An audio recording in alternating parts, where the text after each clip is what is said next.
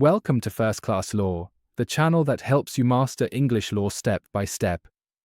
If you're an LLB student, or just curious about how contracts work, you're in the right place. Today, we're covering the requirements for a valid offer in English contract law.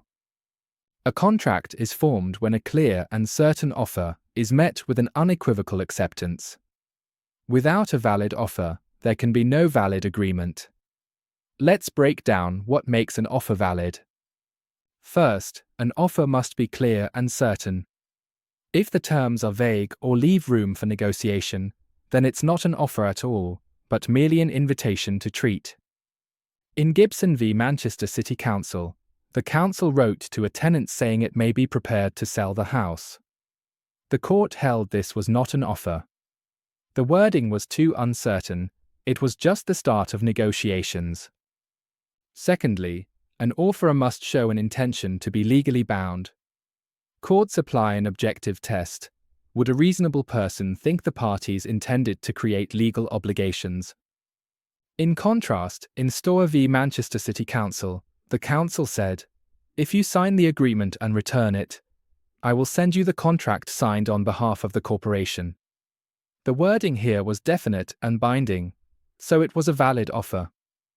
What mattered in both Gibson and Storer was not what the council officials personally intended, but how their words would appear to a reasonable person.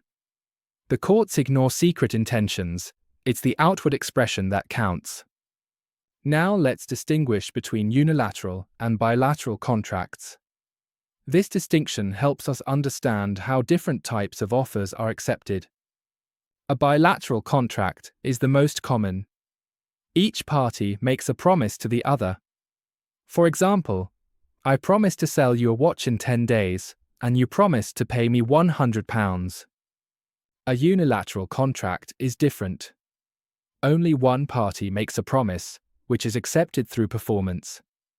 For example, if you return my lost dog, I will pay you £100. There's no promise from the other side, only the act itself counts. So, to summarize, 1. An offer must be clear and certain. 2. There must be an intention to be legally bound. 3. Offers can give rise to bilateral or unilateral contracts. That's it for today's video on the requirements for a valid offer.